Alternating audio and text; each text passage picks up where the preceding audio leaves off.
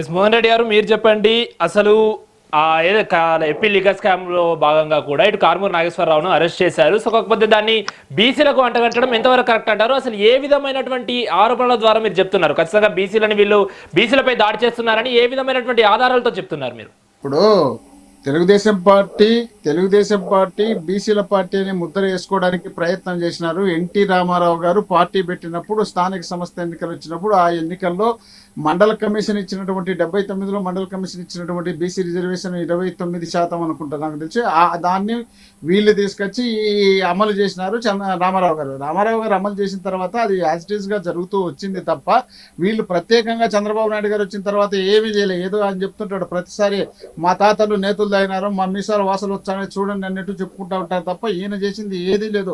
ఏది మాట్లాడినా రామారావు గారు అని చెప్పుకుంటారు. రామారావు గారు చెప్పుకున్నప్పుడు మరి రామారావు గారికి ఎన్ని పోటీ పడిచింది మనమే కదా, కాబట్టి ఆయన పేరు చెప్పుకోవడానికి అర్హత మనకి ఆడుంది లేదు కదా. కాబట్టి నేను ఏమంటున్నానంటే, జగన్మోహన్ రెడ్డి గారు ముఖ్యమంత్రి అయిన తర్వాత ఈ రాష్ట్రంలో కని విని ఎరగని రీతిలో బీసీలకు అనేకమైనటువంటి సంక్షేమ కార్యక్రమాలతో పాటు, వాళ్ళకి ఇచ్చినటువంటి రాజకీయ పదవులతో పాటు, వాళ్ళని చైతన్యపరిచే విధంతో పాటు ఎవరు చేయని విధంగా జగన్మోహన్ రెడ్డి గారు చేసినారు. కాబట్టి బీసీల మార్కు వైఎస్ జగన్మోహన్ రెడ్డి గారి పార్టీకి ఆయనకు దక్కే విధంగా బీసీలలో వెళ్ళింది. కాబట్టి దీన్ని ఎటు తిరిగి చెడిపేయాలి అంటే, బీసీలలో ఒక ముఖ్యమైనటువంటి లీడర్లు ఎక్కడెక్కడ కనిపిస్తే వాళ్ళను ఏదో విధంగా కేసులు పెట్టి జైళ్లలో పెట్టిస్తే, వాళ్ళకు చెడ్డ పేరు వస్తే, బీసీలు అనేది వీళ్ళకు కనపడకుండా చేయాలనే ఉద్దేశంలో భాగంగా వాళ్ళు చేస్తున్నటువంటి కుట్ర మాత్రమే తప్ప ఇక్కడ ఎటువంటి పరిస్థితిలో వీళ్ళు అక్కడ వాస్తవాలను చూపించడం లేదు. వాస్తవాలు చూపించకుండా అవాస్తవాలు చూపిస్తున్నారు. వీళ్ళు చేసింది సిఐడి దానిపైన మద్యం పైన సిఐడి కేసు నడుస్తుంది. ఆ నడిచేటప్పుడు ఏం చేస్తున్నారు, వాళ్ళకి కావాల్సిన వాళ్ళు ఎవరెవరు ఉన్నారో వాళ్ళని అందరినీ తీసుకొచ్చి లోపల పెట్టేందుకు వాళ్ళు ఇష్టం వచ్చినట్టు వాళ్ళు ప్రిపేర్ చేసి ఇచ్చినటువంటి, వాళ్ళు రెడ్ బుక్ ఒకటి ఉంది కదా, ఆ రెడ్ బుక్ లో వీళ్ళు ప్రిపేర్ చేస్తారు కదా, ఆ ప్రిపేర్ చేసినట్టులో ఈ పేర్లన్నీ పెట్టేసి ఒక్కొక్కరిని తీసుకొచ్చి జైల్లో పెడతా ఉంటే, వీళ్ళు చేస్తున్నటువంటి అరాచకాలు, అన్యాయాలు, అక్రమాలు, భూ కబ్జాలు, దోపిడీలు, ప్రజలకు ఇచ్చినటువంటి వాగ్దానాలు గాలికి వదిలేయడము, రకరకాల కార్యక్రమాలన్నిటినీ పక్కన పోతాయి. ఈ రోజు జనం అంతా మన కళ్ళ చూడకుండా వాళ్ళ అరెస్ట్ కళ్ళ చూస్తుంటారు.